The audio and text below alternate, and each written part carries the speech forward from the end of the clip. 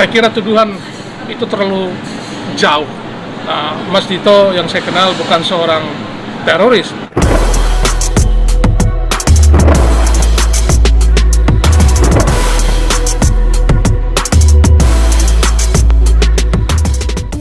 Bang Irfan, mungkin bisa diceritakan apakah sebagai pakar hukum juga dan juga sempat menangani kasusnya Pak Dito Mahendra, dan kemarin kita sudah mendengar dan melihat Pak Dito Mahendra sudah ditangkap Mabes Polri. Apakah prosedur itu sudah benar atau seperti apa? Baik, selamat sore teman-teman sekalian. Sebagai pengamat hukum, sebagai ahli hukum, saya berpendapat bahwa tentu pihak penyidik Mabes Polri memiliki alasan yang cukup untuk melakukan tindakan pencarian lalu kemudian dilanjutkan dengan tindakan penangkapan. Saya percaya bahwa penyidik Mabes Polri profesional dan memiliki alat bukti yang cukup untuk melakukan tindakan itu. Tetapi di satu sisi kita perlu memahami bahwa Mas Dito juga tentu siapa saja, tidak hanya Pak Dito, siapa saja yang dinyatakan atau ditetapkan sebagai tersangka itu memiliki hak untuk mengingkari tuduhan atau membantah tuduhan itu, dan itu diatur oleh KUHP.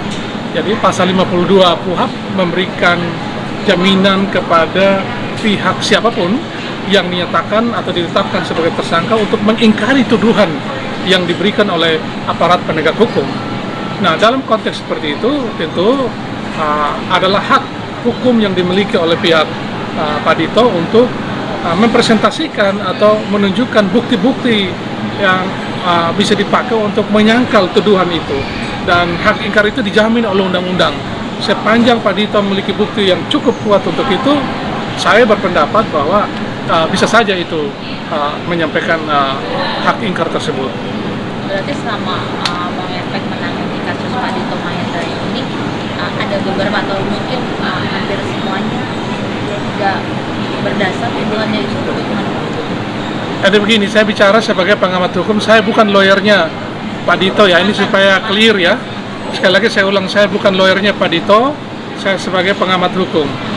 Jadi sekali lagi, tentu Pak Dito memiliki hak untuk membela diri, dan karena itu dipersilakan, kalau boleh saya menyerangkan, silakan saja melakukan upaya-upaya hukum yang dianggap perlu untuk mempertahankan diri atau membela diri, ya. Termasuk di dalamnya jika dirasa perlu, ya kalau boleh saya menyarankan, ya ajukan saja pra peradilan terhadap penetapan status tersangka tersebut, dan itu dimungkinkan oleh KUHP, oleh undang-undang. Tapi sejauh mana waktu itu abang megang Pak Dito sendiri di proses kasus hukum yang ini yang sama? Tidak, saya tidak menangani kasus ini ya, supaya clear ya, saya tidak menangani kasus ini. Saya bicara sebagai ahli hukum, sebagai pengamat hukum. Ya. Bang, terkait kepemilikan senpi yang banyak ini, Bang, banyak berpendapat ada dua kemungkinan, entah dia penada, entah dia teroris. Nah, dari kacamata Bang seperti apa, Bang? Dengan banyak ini, Bang. Ya, saya kira jauhlah dari dugaan sebagai teroris, jauh dugaan sebagai penada. Tinggal dibuktikan saja asal usulnya. Ya, saya kira tuduhan itu terlalu jauh. Mas Dito yang saya kenal bukan seorang teroris, seorang pengusaha yang baik. Itu yang saya kenal. Apa Bang alasan Bang Pak Dito sendiri, Bang, dengan banyaknya yang memiliki senpi itu, Bang? Menurut Abang ya, Abang pernah kenal dengan beliau? Oh, saya tidak tahu untuk apa kepentingannya, saya tidak tahu itu. Sebagai pakar hukum, Bang, senjata senpi itu sendiri kan tidak semena-mena dimiliki sama seluruh warga negara khususnya Indonesia. Ada persyaratannya yang Bang tahu seperti apa harus memiliki senpi. Sampai akhirnya Pak Dito dituduhkan memiliki senpi hitam secara ilegal. Saya pikir begini ya, kepemilikan senjata api itu memang ada tata cara dan prosedurnya. Biasanya yang sepanjang yang saya tahu itu pada pihak-pihak tertentu di luar aparat penegak hukum boleh saja memiliki. Ya, di luar TNI Polri boleh, tapi dia harus mengajukan izin kepada pihak kepolisian, dan itu tidak mudah karena ada seleksi yang sangat ketat terhadap upaya untuk mendapatkan atau memiliki senjata api secara personal. Itu yang saya tahu. Abang sendiri kalau nggak salah sempat memegang menjadi kuasa hukumnya Bu Nindi Ayunda juga ya, Bang? Ya, sempat waktu itu. Nah, dengan kasusnya ini Pak Dito sendiri ada ada kabarnya juga Bu Nindi juga terlibat karena dia dituduh juga menyembunyikan Pak Dito pada saat menjadi DPO pada saat itu. Oh, saya tidak tahu tentang, saya tidak tahu fakta atau informasi itu ya. Ya. Dan akan ke bawah juga nih Bang, terseret juga. Menurut Abang sebagai pengamat seperti apa nih? Saya kira begini ya, penyidik tentu memiliki sekarang ini informasi, data, dan memiliki alat-alat yang canggih untuk mendeteksi siapapun. Ya, jadi saya kira saya tidak tahu detailnya, tetapi apa yang bisa saya sampaikan adalah bahwa pihak-pihak yang penyidik bisa saja jika dirasa perlu memeriksa siapa saja. Termasuk Bu Nindi Bang? Ya, siapa saja yang memiliki yang dituduh atau berhubungan, kita kan tidak tahu. Ya. Ya. Bang, dengan status DPO yang hampir 4 bulan Bang ya dari ditetapkan sebagai DPO itu katanya akan memberatkan ya Bang untuk kita sendiri. Begini ya, secara hukum pihak manapun yang dimintai oleh pihak penyidik atau dipanggil oleh pihak penyidik untuk menyampaikan keterangan atau bersaksi atau akan dimintai keterangannya itu memang harus kooperatif, dan kalau tidak datang tentu harus menyampaikan alasan-alasan yang cukup. Soal memberatkan atau tidak memberatkan atau meringankan itu sangat bergantung kepada fakta yang sebenarnya. Bisa saja orang memiliki alasan-alasan yang cukup untuk tidak datang. Nah, itu yang saya tidak tahu persisnya seperti apa. Bang, selama menangani kasus dengan Ibu Nindi, yang Abang tahu seperti apa sih hubungan? Karena kan faktor di luar sana, mereka berdua punya hubungan yang Abang tahu selama menangani kasusnya Bu Nindi. Oh, saya tidak terlalu mengikuti hubungan-hubungan yang personal ya, jadi saya tidak terupdate dengan baik mengenai hubungan personal itu ya. Tapi pernah ketemu bareng Bang Nindi sama dalam satu kesempatan. Oh, belum pernah. Kalau dengan Mas Dito sering, tapi Mbak Nindi enggak. Itu lewat itu waktu jadi kuasa hukum Pak Nindi. Waktu itu kita memang menandatangani kuasa waktu itu, tapi diserahkan kepada stafnya untuk menyerahkan. Kita tidak berjumpa. Ya. Sosok seperti apa sih Bang Pak Dito, Pak Hendra itu sebenarnya? Ya, Karena dia terlalu serius sekali. Ya, saya kira sudah diumumkan, sudah diketahui oleh media massa secara meluas ya. Saya mengenal beliau sebagai sosok yang baik, seorang pengusaha yang cerdas, seorang pengusaha yang memiliki cukup banyak bidang usaha, dan sejauh yang saya ikuti bisnisnya berjalan dengan baik. Itu yang saya tahu. Beliau memiliki reputasi yang baik dalam bidang usahanya. Itu yang saya tahu ya. Di balik Pak Dito sendiri kabarnya ada soal backingan kuat Bang. Mungkin Abang. Oh, saya tidak tahu soal backingan. Saya tidak tahu soal backingan itu ya. Ada dukungan tersendiri Bang dari Abang sebagai pribadi? Oh, selaku pribadi, bagaimanapun Mas Dito sebagai pribadi ya, sebagai teman, sebagai sahabat, saya tentu berharap bahwa Mas Dito bisa tabah dan kuat menghadapi situasi ini. Dan seperti yang juga saya ikuti di media, Mas Dito sendiri berbicara bahwa akan mengungkapkan, begitu yang saya ikuti di media, fakta yang sebenarnya, dan tentu kita mendukung apa yang dipertimbangkan sebagai langkah yang baik dan bijaksana oleh Mas Dito untuk membela hak hukumnya. Itu dibolehkan saja oleh itu memang diperbolehkan oleh undang-undang, jadi tidak ada masalah dengan itu. Ada rencana untuk menjenguk Bang, karena kan sempat menjadi kuasa hukum juga, walaupun kuasa hukum Bu Nindi ya pada saat itu. Ya, tentu sebagai teman saya akan mencari waktu yang tepat untuk menjenguk beliau, tapi kebetulan saat ini saya masih sedikit ada beberapa urusan sehingga saya belum sempat. Nanti saya cari waktu yang tepat untuk mengunjungi beliau sebagai seorang teman. Ya. Ada komunikasi dengan Bu Nindi? Oh, tidak ada. Terakhir kapan Bang komunikasi dengan Bu Nindi?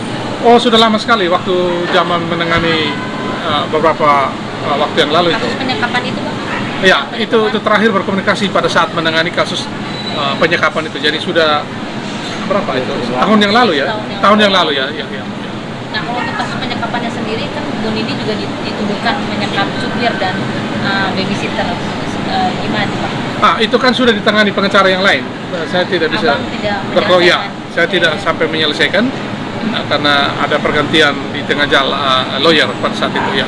Terus agak sedih juga nggak sih bang kalau misalnya nanti Bu Nini juga diseret-seret dan dibawa karena kasus ini bang, karena abang kan sempat dekat dan sebagai klien dan kuasa hukum. Tidak, saya kira profesional aja lah. Siapapun yang dituduh ya silakan saja membantah, membela hak-hak hukumnya.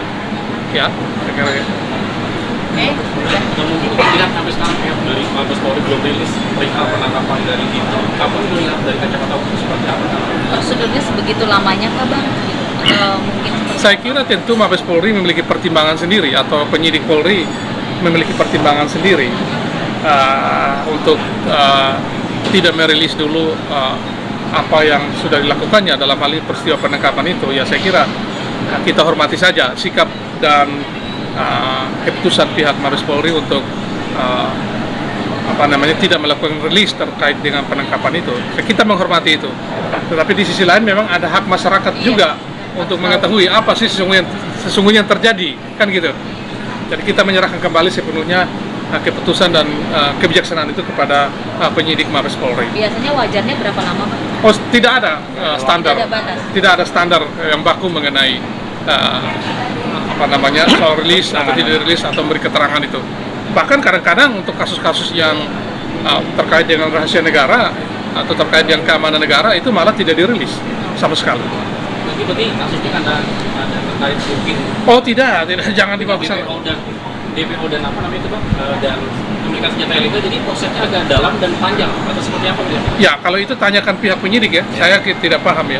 Kewenangan itu ada di penyidik. Nah, kewenangan itu ada di penyidik ya.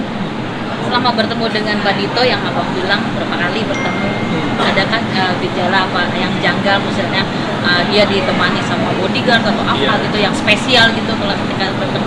Ya, selama saya bertemu dengan beliau, semua normal-normal saja, tidak ada yang berlebihan.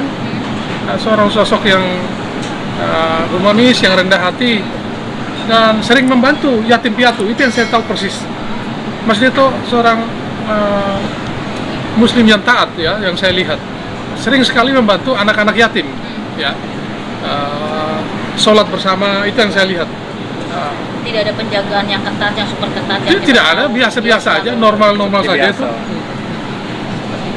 Normal nggak ada penjagaan seperti itu yang membuat image jadi takut dan seram itu, berarti nggak benar ya?